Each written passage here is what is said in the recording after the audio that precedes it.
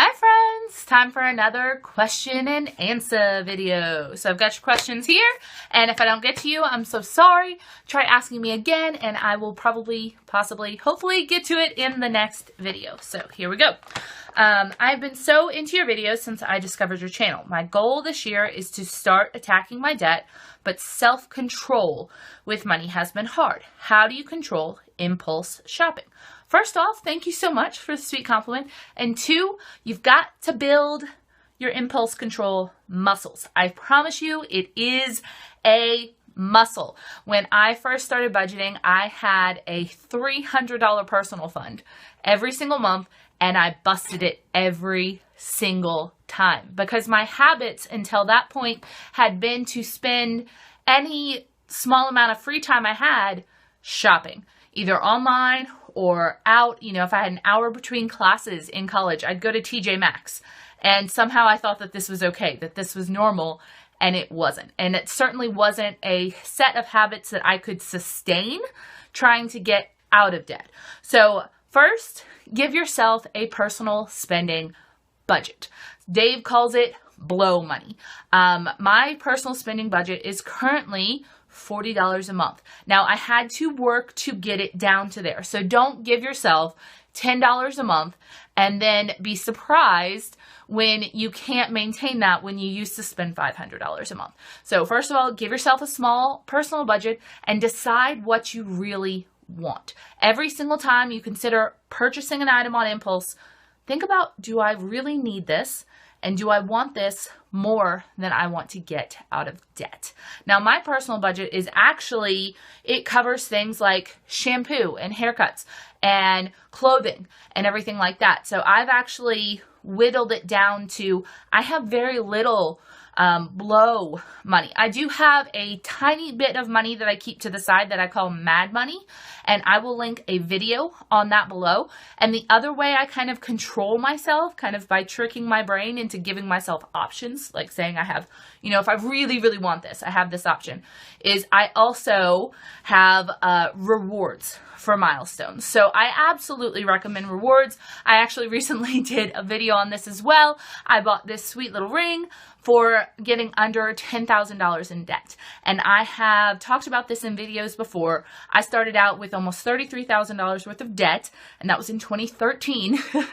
And every $5,000 that I paid off, I told myself I would give myself about $100 to then reward myself with. And I call it marking the milestone. So if you have something that's a little more expensive that you really want, what you can do is you can set that out in the future and say, I will allow myself to have this when I have come this far. So at the very beginning, I knew that I wanted a Roomba at one point. And so I had $33,000 in debt, and I was like, I want a Roomba. There's no way I can justify this purchase. So I said when I got under $10,000 in debt, I would get one. When I paid off half of my debt, I did a little weekend vacation to go see one of my friends. So some people really disagree with this. They say, I'm not going to give myself rewards. I'm not going to mark the milestones because it's going to take me longer to get out of debt. And my answer to that is maybe, but probably not. I consider my rewards actually as motivation to get further. So I can, if I'm feeling constricted and I'm feeling jailed in by my budget, I can say, well, I only have this far to get until I can give myself a little baby break, you know, $100 to go out for like dinner and shopping, or buy myself a little trinket or something to allow myself to just say, whew, good job on making it this far. And it lets me kind of refresh to get that much further. So I would recommend those two things. Is one, setting yourself a personal budget that you can use to spend on what you want. Make it small. If you're trying to really get out of debt and you're going whole hog, make it smaller than you think you can handle. And then try to get yourself down. Change your habits and mark milestones and give yourself rewards for getting milestones. So those are my tricks for impulse control. I have to have many because I am an impulsive person, really. So I definitely hope that helps, and check out those videos linked below. I had an itch. Alrighty. Second question, I always tip when doing carryout. Is that not expected? This was on a video where I just mentioned that randomly. I never have. And I have been a waitress before at many times in my life, and I've never expected a tip for carryout services. If I am a waitress in a restaurant and all I have to do is package your food and put it in a bag and hand it to you, I don't really consider that, I don't really need a tip for that. It's essentially, I'm a drive-through person at that point. You don't tip a drive-through driver. Now, if I am waiting on your table for an hour and I'm taking care of you and I'm refilling your drinks and I'm making sure that you're happy, yeah. As a former waitress, I expect a tip for that. If you tip while doing carryout and you're happy with that decision, I'm not going to tell you not to tip when doing carryout. You probably made the waiter's or the waitress's day, because that's like no work to hand you something. But I don't think it's expected. And I, was not in college so long ago, was not a waitress that long, or was a waitress not that long ago. And I also know a lot of people in the food service industry. I don't really think that's a thing, honestly. But if it is, I'm not going to tell you stop doing that because it's very kind and it's always nice to be kind. All right. Next question. Why are your debt numbers going up? I'm wondering if I'm watching your videos out of order. Possibly, but probably not. Every single video that I've done since I started this channel over 2 years ago, I have put the amount of my debt on the day of the posting. So if you go and watch my first video, it says Budget Girl's first video or something, because I probably renamed it, and it says negative like 30,000 something. God, I don't even like thinking about it.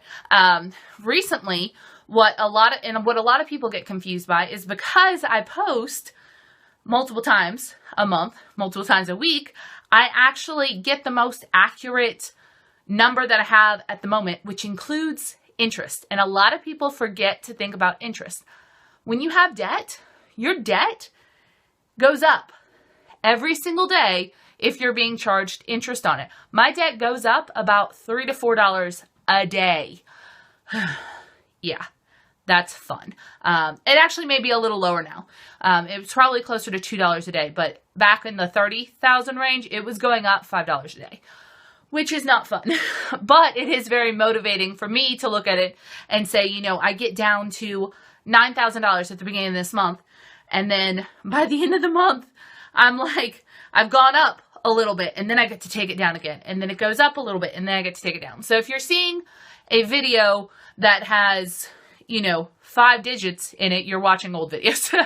But if you are just seeing like $9,020 and then $9,025, you're just watching interest grow, which is fun or not so fun if you're me. Okay, so next up, you said that you will turn interest info to your accountant. Do you pay to have your taxes done? AARP tax aid is free and anyone can go regardless of age or income. Look it up and see if there is one near you. I do pay a tax professional to do my taxes every year. One, because they always seem to find stuff to get me way more money than self-filing. Two, because now I have YouTube income, which is a little crazy for me filing myself. There are all these deductions I can take because of that. YouTube doesn't actually take taxes out before they pay you, so I have to pay them as I go along or pay them in one lump sum at the end of the year. But I can take things out like camera equipment or stamps to mail you guys stuff back, that kind of thing. So it does get just a little bit complicated, and I actually recommend using a tax professional. Dave Ramsey recommends using a tax professional. Last year when I filed after having moved and also not having had an insurance at my last job because it was too expensive, my accountant actually got me out of having to pay the $700 something fine that you're supposed to get for not having health insurance. He figured out some accountancy magic or something. And it seems like it's that way every single time. They managed to get me more money back than I would have been able to get myself. Plus, then I don't have to worry about it being wrong. So I do recommend an accountant or a tax professional. Dave does too. He's got videos on it. And I have a video that I did last year which explains more my feelings on it, but mostly it's what I just said, and I will link that down below. So, all right, next up is an emergency plan in addition to 6 months of saving. I did a video recently that I will link below called Why You Should Have an Emergency Plan. And essentially it's an emergency budget plan. Yes, you should. I recommend you have that in addition to your 3 to 6 months of savings in BSU. I recommend that everyone on a budget and not on a budget should have an emergency plan. Just like if you have kids or a family, you should have an emergency plan to get out of the house and where to meet if there's like a fire or a natural disaster or something. I think that you should have something similar with your budget in case of a major job loss or illness or something like that.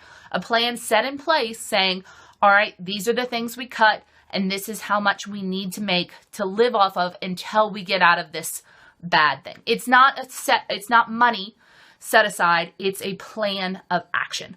And I will link the video I did on that below. It gives me peace of mind because at the end of the day, I know that it's only this number that I need to make every month to get by on. And I don't have to then make that plan in the moment of deciding, of panic, of maybe job loss or something like that, of how am I going to pay all my bills. I know what needs to happen for that, and I know what I can cut, and I will have made that plan in a very calm headspace. So I do recommend that. Absolutely. Link that video down below. Please check it out. Okay. Last question. All right. Question, if I have over $25,000 in loans and need to pay it off quickly because currently it's my only bill, should I go about it with a minimum wage pay grade while still being able to save a little bit of cash? You should go after it with whatever pay grade you're currently on. I recommend the Dave Ramsey baby steps. That's the plan that I'm using. And it essentially, what you need to know right now is baby step 1 is you save $1,000 emergency fund. You keep paying your bills, but every dollar other than that, you put towards a baby emergency fund in case something bad happens. Baby step 2 is after that, you take all of that extra money that you're making and you pick up extra jobs. You do whatever you can to get this debt out of your life really, really fast. And you put all of that money at the debt until it's gone. And you do it smallest debt to largest. If that $25K is multiple debts or if it's just one debt, you throw it all at that. And then baby step 3 is you save up 3 to 6 months of emergency money. Now, baby step 2 usually takes the longest. And there are baby steps after that, but those are the main ones. So 1, you're going to need a budget and make a zero-based budget based off of every single dollar you have coming in. Give it a job of where to go. And then save your baby step 1 emergency fund, attack that debt with a vengeance, and then you'll be debt-free and you'll be able to put all of that money you were putting at your debt towards your goals and towards living a really exciting life. So that is the plan that I recommend. That is the plan that I am doing and that has gotten me so far. I'm so excited. I'm almost out of debt. The number that's going to be below this video is very, very exciting. I'm pretty thrilled about it, and it'll be gone soon. It'll be 0. And I will have so much money every month to do stuff with. I'm very excited about it. Okay, leave your questions below. I hope you enjoyed this Q&A, and I will see you next time. Bye.